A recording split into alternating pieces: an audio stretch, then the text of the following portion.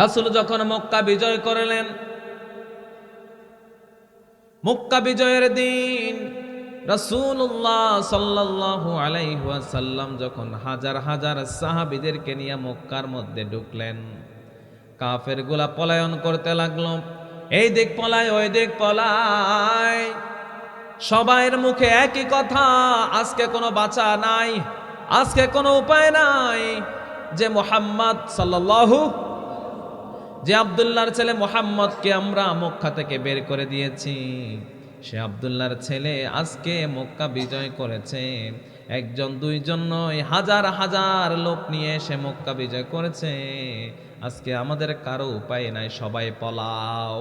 কেউ ঘরের দরজা বন্ধ করে, কেউ পাহাড়ের উপরে উঠে যায়, কেউ বনে জঙ্গলে চলে যায়। সবার মুখে আতঙ্কের চাপ, আজকে আমাদের ক্ষমা নাই। এইভাবে সবাই যখন দৌড়াদৌড়ি শুরু করলো, রাসূল যখন এই দৃশ্য দেখলেন, সাহাবীদেরকে বললেন, ও সাহাবীরা, ঘোষণা দিয়ে দাও, লা তাথরিবা আলাইকুমুল ইয়াউম ইযহাবু ওয়া আনতুমুত তুলাকা। ও মক্কাবাসীরা, আজকে তোমাদের প্রতি আমার কোনো অভিযোগ নাই, আমার কোনো দুঃখ নাই, আমার কোনো কষ্ট নাই। আমার নবীর পক্ষ থেকে আজকে মক্কাবাসী সবাইকে তোমরা ক্ষমার ঘোষণা দিয়ে দাও। সে ক্ষমা কিন্তু আমরা করতে, যারা অপরাধী শুধু তাদের বিচার হবে, আর যারা অপরাধ করে নাই তাদের কোনো বিচারের দরকার। যারা অপরাধ করে নাই তাদের কোনো দোষ আছে?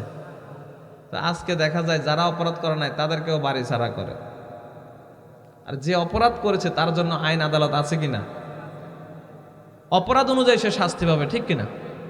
যেই করুক, আমার বাপ হোক আর দাদা হোক, যে অপরাধ করে নাই, মানুষের সহযোগিতা করেছে, একটা দল করার কারণে তাকে কি আমরা মারা যায়?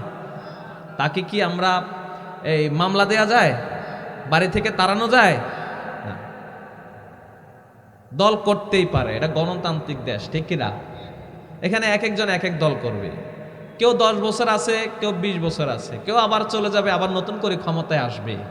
তবে যারা মানুষ হত্যা করবে, যারা মানুষকে খুন করবে, যারা মানুষকে মামলা দিবে, ওরা অপরাধ করলে ওদের জন্য বিচার আছে, আইন আছে, পুলিশ আছে, প্রশাসন আছে, ঠিক কিনা? আর যারা অপরাধ করে নাই তাদের কি বাড়ি থেকে তাড়ানোর দরকার আছে? হামলা করার দরকার আছে? সাবধান, যদি কখনো আপনি কারোর উপরে আঘাত করেন, এই আঘাতের জবাব একজন নিবেন, তিনি কে? রাগ করছেন? ও আমার প্রিয় বন্ধুরা, এই জন্য বেশি বেশি ক্ষমা করবেন। আপনি যদি ক্ষমা করতে পারেন, আল্লাহ রাব্বুল আলামিন আপনাকেও ক্ষমা করে দিবেন। কারণ আল্লাহর মতো ক্ষমাশীল আর দুনিয়াতে দ্বিতীয়টা কেউ নাই, ঠিক কি না? রাত্র যখন গভীর হয়ে যায়, আল্লাহ রাব্বুল আলামিন বান্দাদেরকে ডাকতে থাকেন, ও আমার বান্দা, কোথায় তুমি, কোথায় তুমি, আসো আসো। ও আমার বান্দা, কোথায় তুমি, আসো। আজকে আমরা ক্ষমা চাইতে জানি না, আজকে আমরা ক্ষমা চাইতে জানি না। কিভাবে আল্লাহর কাছে ক্ষমা চাইব? বাবার কাছে চলে যাই, আজকে আমরা মাজারে চলে যাই, বাজারে চলে যাই, পীরের কাছে চলে যাই, কিভাবে ক্ষমা চাইব? এই দুনিয়াতে ক্ষমা চাওয়ার জন্য হুজুরের দরকার নাই, মাওলানার দরকার নাই, পীরের দরকার নাই, বাবার দরকার নাই। আবু হুরায়রা রাদিয়াল্লাহু তাআলা আনহু থেকে বর্ণিত, তিনি বলেন, রাসূলুল্লাহ সাল্লাল্লাহু আলাইহি ওয়াসাল্লাম বলেন, প্রত্যেক দিন রাতের শেষ ভাগের, রাতের তৃতীয় অংশে, অর্থাৎ গভীর রাতে আল্লাহ রাব্বুল আলামিন দুনিয়ার আকাশের মধ্যে নেমে আসেন, আরশে আজিম থেকে দুনিয়ার আকাশের মধ্যে নেমে আসেন। ওই বান্দাকে ডাকেন, ও বান্দা, ও বান্দা, তোমরা ঘুমিয়ে আছো, কে এই গভীর রাতের মধ্যে আমাকে তোমরা ডাকবা? মান ইয়াদউনি ফাস্তাজিবা লাহু। ও আমার বান্দা, কে আমাকে ডাকবা? ডাকো ডাকো, আমি বান্দা আজকে তোমার ডাকে সাড়া দিয়ে দিব। স্ত্রী ঘুমিয়ে যায়, সন্তান ঘুমিয়ে যায়, পশুকুল ঘুমিয়ে যায়, পক্ষীকুল ঘুমিয়ে যায়, কেউ সজাগ নাই। সবাই নাক ডেকে ঘুমায়, এই দুনিয়ার কেউ সজাগ নাই। সেই সময় আল্লাহ রাব্বুল আলামিন দুনিয়ার আকাশে নেমে আসেন। ওই গভীর রাত্রিতে দুনিয়ার আকাশে নেমে এসে আল্লাহ ওই বান্দাদেরকে ডাকতে থাকেন, ও আমার বান্দারা, কে আমাকে ডাকবা? মান ইয়াদউনি, কে আমাকে ডাকবা?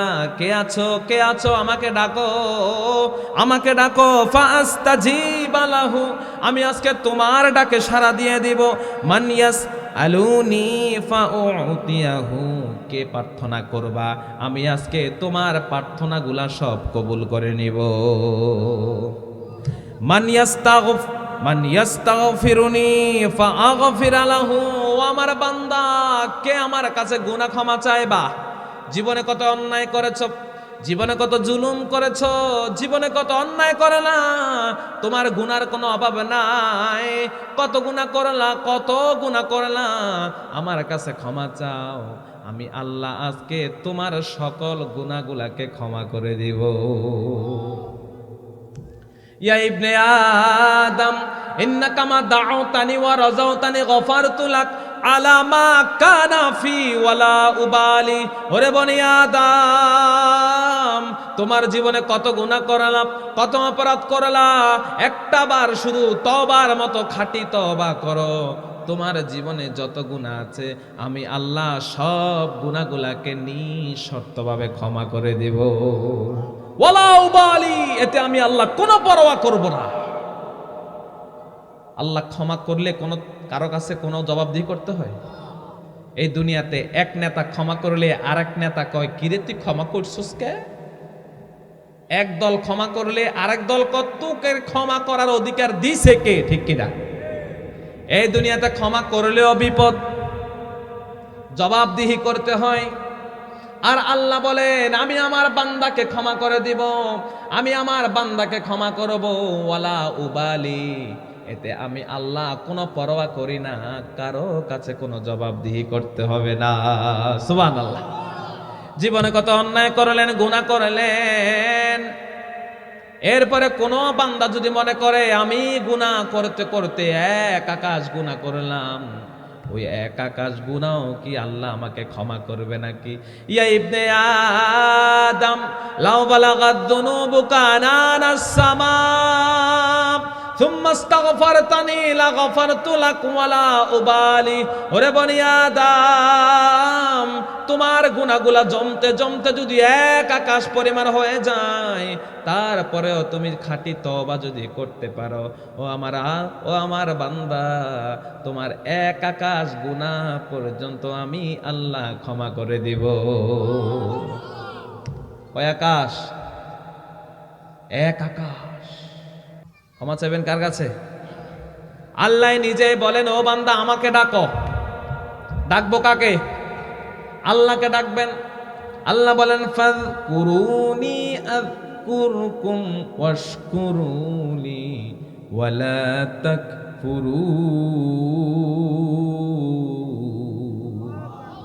আল্লাহ বলেন, যে আমাকে ডাকবে, যে আমাকে স্মরণ করবে, আমি আল্লাহ তাকে স্মরণ করব। সুবহানাল্লাহ কয় না? আল্লাহকে স্মরণ করবেন। আল্লাহ বলেন, যে বান্দা আমাকে স্মরণ করবে, আমি আল্লাহ নিজেও ওই বান্দাটাকে স্মরণ করব।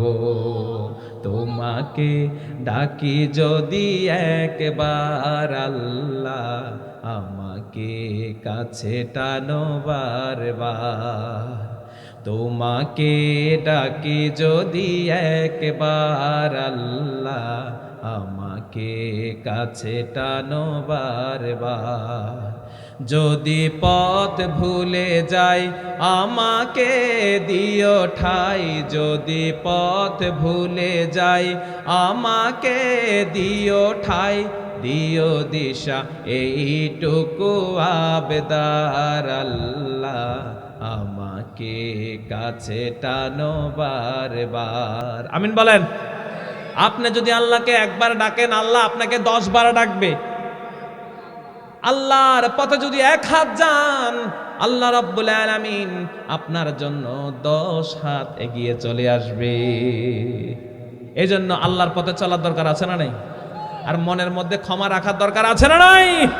লা ইলাহা